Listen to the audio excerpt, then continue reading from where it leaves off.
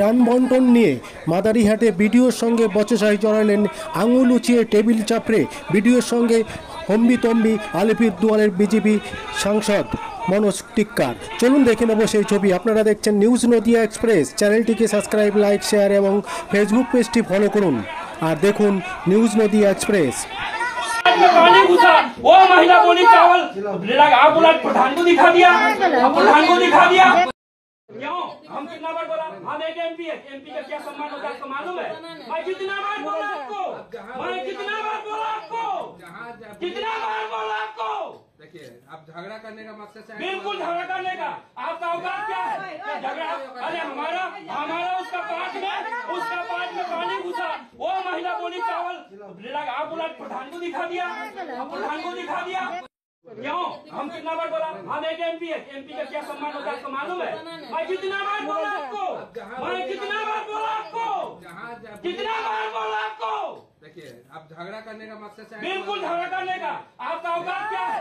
झगड़ा अरे हमारा उसका पार्ट में पानी घुसा वो महिला बोली चावल आप बोला प्रधान को दिखा दिया, प्रधान को दिखा दिया।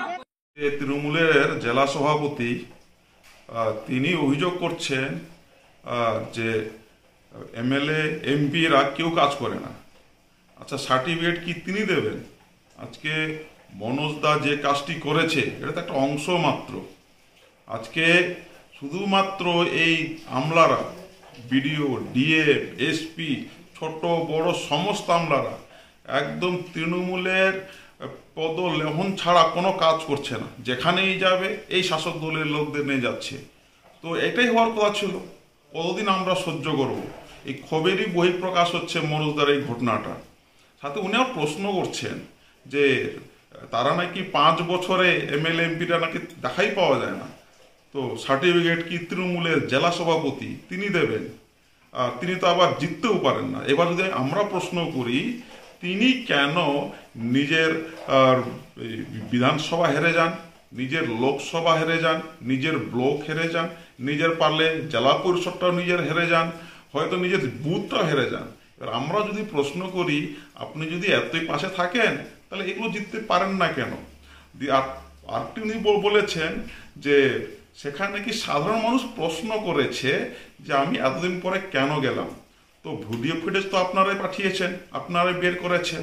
তো আপনার ওখানকার অঞ্চল সভাপতি কি ঘটনাটা করছিল, কি করছিলেন অঞ্চল সভাপতি, বা কুমারগ্রামের যে জিপির অঞ্চল সভাপতি কি করছিলেন, আপনার তৃণমূলের নেতারা কি করছিলেন ওখানে। আপনারা নিজেরাও ত্রাণ দেবেন না, নিজেরাও কোনো কিছুই করবেন না। আর আমরা যখন মানুষের পাশে প্রতিনিয়ত দাঁড়াবো তখন আবার আমাদের উপর আঙুল উঠাবেন আর আমাদের উপর মার দেওয়ার চেষ্টা করবেন, আমাদের আবার ধমকানোর চেষ্টা করবেন।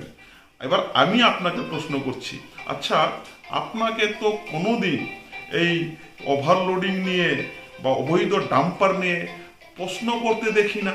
আপনি কেন প্রশ্ন করেন না? আর মুখ্যমন্ত্রীকে আপনাকে তো কোনোদিন গরু চুরি বা মোষ চুরি ইত্যাদি নিয়ে কোনোদিন প্রশ্ন করতে দেখা যায় না। এখন যদি বলি তখন আপনার গায়ে লাগে এবং আপনাদের আঙুল তোলা হয়। আবার একটা কথা বলেছি, আমরা মানুষের পাশে আছি, মানুষ ঠিক করবে আমরা কাজ করছি করছি না। তৃণমূলের কোনো জেলা সভাপতি বা যিনি এমপি জিততে পারেন না, ঘুরপথে এমপি হন, তার সার্টিফিকেট আমাদের দরকার নেই। ডব্লিউবিসিএস অফিসারের উপরে যে হিসাবে একজন জনপ্রতিনিধি, উনি নাকি আলিপুরদুয়ারের সাংসদ, উনি নিজের পাওয়ারটা দেখাইছেন। এদের মাথা পাগল হয়ে গেছে। এবং এর আগে আমরা দেখেছি কুমারগ্রামের বিধায়ককে 70 বছরের একজন বয়স্ক লোককে ধাক্কা দিয়েছে। 2 প্যাকেট মুড়ি নিয়ে ত্রাণবিলির নামে গিয়েছিল। ওখানে 300টা বাড়ি, 3টা বাড়িকে দেওয়ার জন্য জায়গা ছিল না, বিরাট ত্রাণ নিয়ে ওখানে গিয়েছিল। তো মানুষ ওকে কোশ্চেন করেছে 5 বছর আপনি কোথায় ছিলেন, 5 বছর কি কাজ করলেন। এটা বলার সাথে সাথে 70 বছরের বয়স্ক বৃদ্ধা লোককে ধাক্কা দিয়েছে। কালকে দেখেছি প্লাস্টিকের নামে, পলিথিনের নামে সাংসদ মনোজ টিগ্গা, মাননীয় সাংসদ, উনি ভিডিওকে যেভাবে থ্রেট করেছেন আর যেভাবে ধমকি দিয়েছেন, অসাংবিধানিক হিসাবে উনি কিন্তু একজন সিভিল অ্যাডমিনিস্ট্রেটিভ লোককে এভাবে কিন্তু থ্রেট করেছেন। টেবল থাপড়ায় ওকে মারার মতন ব্যবহার করেছেন। আমরা সবাই এটা দেখেছি। আমি ধিক্কার জানাই এই জনপ্রতিনিধিকে। এরা কোনো কাজ করে না, মানুষের পাশে যায় না, মানুষকে কোনো পরিষেবা দেয় না। এই যে ফ্লাড গেল, ফ্লাডে এরা কি করলো, কত ত্রাণ দিল, কত লোকের কাছে গেল, কি কাজ করলো, নিজের ফান্ডের কোনো টাকা দিয়েছে? ডিজাস্টার ম্যানেজমেন্টে একটাও টাকা এরা সাবমিট করেছে? আমার অ্যাকাউন্ট থেকে আমি 1 লাখ টাকা ডিজাস্টার ম্যানেজমেন্টকে দিয়েছি মানুষের পরিষেবার জন্য, এবং আমাদের অনেক সাংসদ এমএলএরা ডিজাস্টার ম্যানেজমেন্টকে দিয়েছে। ওরা কি দিল? কিচ্ছু দেয় নাই। প্লাস্টিকের নামে যেভাবে কালকে গুন্ডামি করেছে আর মস্তানি করেছে, এদের মাথা পাগল হয়ে গেছে। নর্থ বেঙ্গলে এইবার তৃণমূল কংগ্রেসই জিতবে, এটা সুনিশ্চিত থাকেন।